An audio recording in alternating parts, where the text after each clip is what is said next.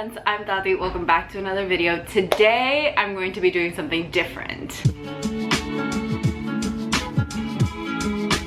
So last night I was watching my Spotify 2020 Wrapped, which is the thing that Spotify does every year in which they like tell you your statistics for the year and stuff, which I adore because I'm a nerd and I like statistics for some freaking reason, but I do. And I was talking a little bit about it on my Twitter, but then I decided to stop that and I decided to turn it into a video because I kind of want to trash my own taste for a little while. My music taste is atrocious and I know it. So yeah, I wanted to sit down and do this video and like just react to my Spotify Wrapped, even though I've already seen it, so it's like nothing I haven't seen before, but I just wanted to react to it and like make a video out of it. This is what we're doing today and I hope you enjoy it. I know you usually come here for book talk, but some books will be mentioned. I'm gonna get started. I have it on my phone and you're gonna see it on screen and it's gonna be muted because I don't want anyone to come for me. So the video starts with like a bunch of different artists.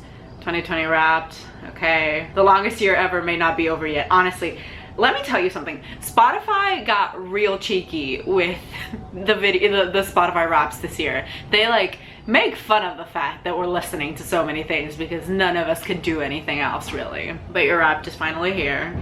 So it says that I discovered 217 new artists this year, but yet my top artists of the year do not reflect that, which is mind-blowing to me. The reason I think that I discovered so many new artists is because I really like listening to other people's playlists and I like listening to the pre-made Spotify playlist. It's an easy way to discover new songs and new artists without really having to put in much effort, especially because sometimes I'm a bit of a mood listener and I'm like looking for specific mood that I want to feel when I'm listening to music, and so those moody playlists that Spotify creates are very good for discovering new artists and new songs. Okay, let's keep going. Genre lust, yeah, this is always a thing with me. Okay, so 294 genres, 80 new ones, and yet my top genre is still pop. I hate myself sometimes. Of all the things, it's pop. And like, this is where I realize my taste in music is trash. And it's fine, but still, it bothers the shit out of me. 80 new genres and pop is still my top one. There really is no salvation for me, is there? Number 2 is Latin, which I was expecting.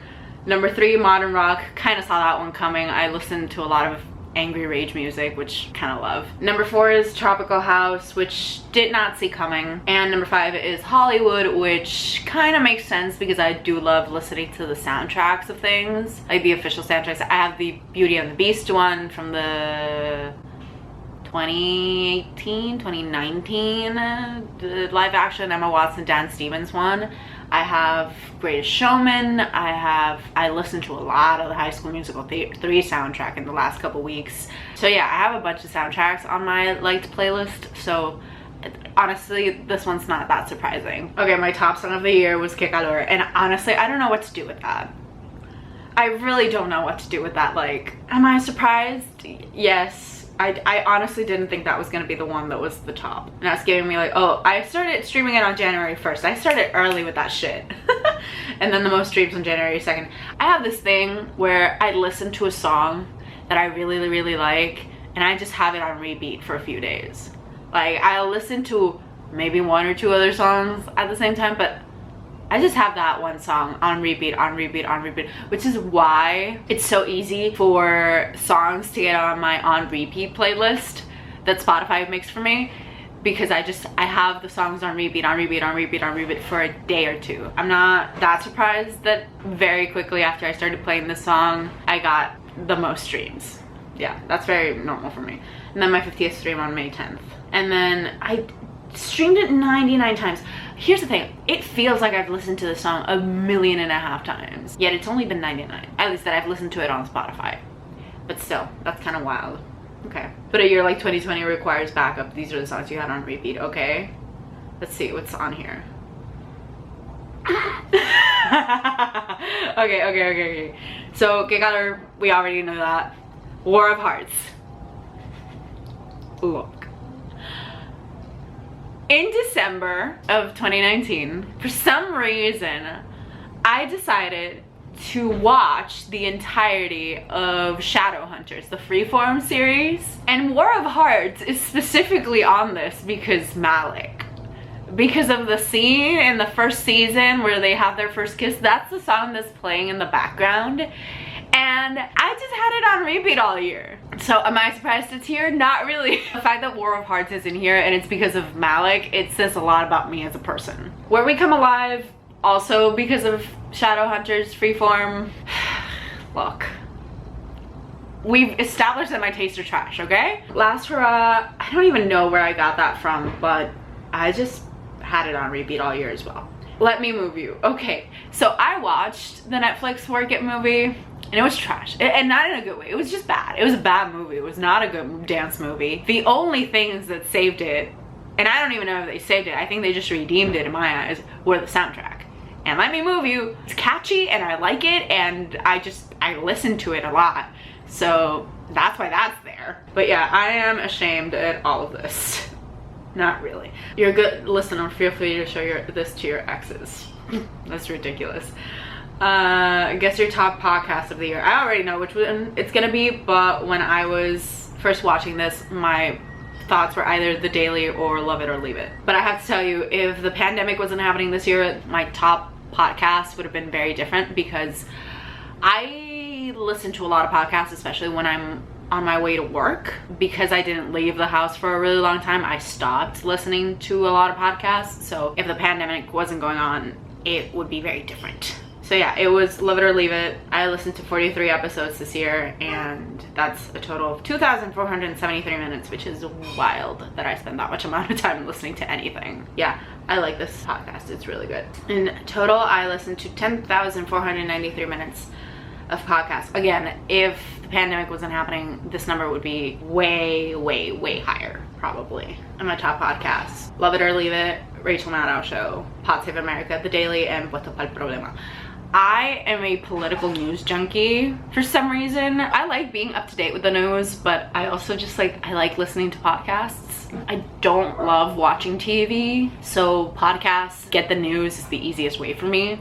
So yeah, Love It or Leave It is kind of political, but also just funny, which I like. Rachel Maddow Show, again, I don't like watching TV, so sitting down to watch Maddow every night is not something that I'm gonna do, but she posts her show as a podcast form on Spotify. It's great because in the morning I can just sit down and listen to it while I'm doing shit, so it's great. Pod Save America, that one got a little bit lower because they started posting the videos of their podcast on their YouTube channel, and I just started watching those because sometimes I don't like watching TV, but I like watching YouTube for some reason. I don't know, my watching habits are very strange. I don't like watching TV, but I like YouTube, so sometimes I'll just put it on my tablet and do other random shit while I listen to that, but also sort of watch it. Look, I understand that it's weird. I really like The Daily, especially because it's just a quick 25 to 30 minutes, and I can usually listen to that on my way to work, and it's just specifically what I need to know for the day, which is great. And also Michael Barbaro's voice is so soothing. It's great, and it's made by the New York Times, which is a publication that is very flawed, but I respect a lot, so. And then Puesto Pa'l Problema is specifically a podcast about news in Puerto Rico, so love them. I knew they were gonna be in the top 5 because I need to get my news somehow. So yeah, none of this is surprising per se. You would think that my podcast would be more literary, which I do listen to literary podcasts like Fuckboys of Literature and a few others that I have, but that's the main one that comes to mind first. I do listen to some literary podcasts, but mostly podcast listening is dedicated to political news because I am a political news junkie. And anyway, let's move on. I've rambled long enough about this. Okay, yeah. Genres: news, comedy, arts. Yeah, makes sense. Biggest podcast binge listen was The Daily, and that's because it's, again, like I said, it's short, so I listened to 3 episodes in one day. It's short and I just needed to catch up. Also, because I wasn't leaving the house as much and because the world was on fire, sometimes literally, I really wasn't listening to as many podcasts as I normally do because I listen to them a lot on the go. So if I'm on my way to work, coming back from work, sometimes at work, because I just need to listen to something while I'm working. So I listen to it a lot, but because of the pandemic and not really leaving the house all that much, I really wasn't listening to podcasts all that much. I think my average for last year, for 2019, was way higher. Okay, you're a pioneer. You listened to Backwards before it hit 50,000 streams. Next up, finding the new Millennial Pink. Okay, that's funny. I don't really know which song Backwards is. They play it on the video. I think I listened to this probably from one of those playlists that I found around, especially because towards the end of the year, I started getting into book playlists. So if I was reading a specific book, I would look up playlists for it on Spotify that people have made. So that's probably how I ended up listening to this song without really knowing what it was. So I don't really think Spotify can call me a pioneer. Throw it back. Since time wasn't real this year, you revisited some old favorites. Okay, let's see what's on there. Compared to other listeners, which decade did you play the most? I know which one it is, but when I was thinking about this when I first watched it, I thought that it was the 2000s because I don't really listen to 70s, 80s, or 90s music all that much. I like contemporary music more than anything. Your top decade was 2000s, and your top, yeah, This Is War by 30 Seconds to Mars. Look, like I said, at the end of the year, I started really getting into book playlists that people have made. And when I was reading Obsidio, I looked for a playlist about Illuminae, and I found this really amazing playlist that I will link down below because I just think more people need to listen to it in general because it's so good. And 30 Seconds to Mars was on it, and I rediscovered my love for that song, and my best friend Diego and I like jammed to it all the time now in the car. So yeah, that's why that's there. Like I said, books are gonna come up in this at some point. Okay, let's keep going. What else is in here? Who was by your side in 2020 other than your houseplants, of course? Here's the thing, I don't have houseplants. But yeah, I feel that. Like I said, Spotify got real sassy with this. Guess your top artist of the year. Okay, so when I know who it is now, but when I first saw this, I thought that it was either gonna be J Balvin or One Republic, I think it was. J Balvin because my top song was Que Calor, so I thought that it was just gonna be J Balvin. And especially because I went through a little phase at the end, like in October, where I was just playing Agua all the time, even though it's not even on my liked playlist because I refuse to put it there, but I was just listening to it all the time. So I thought it was gonna be J Balvin, but it ended up not being that. So top artist of the year is Bad Bunny. Yeah, you're in the top 4% of listeners, of their listeners this year. Okay, so I'm pretty sure that my top artist from last year was also Bad Bunny. So there's that. And also, what comes next after this is that part of the reason why Bad Bunny is my top artist of the year was because I couldn't stop listening to Cántalo, which is a song he's not even the main artist and he's just featured in it. That's a Ricky Martin song that he did with Bad Bunny and Residente, and yet that Bad Bunny is still my top artist of the year. That's ridiculous to me. But yeah, it's just because it was just because I couldn't stop listening to Cántalo all year long. I had a minor freak out when I saw this because I was just like, how is it that he's my top artist just because I couldn't stop listening to that one song that he's featured in? And I think he has like 2 verses in it and that's it. But yet here we are.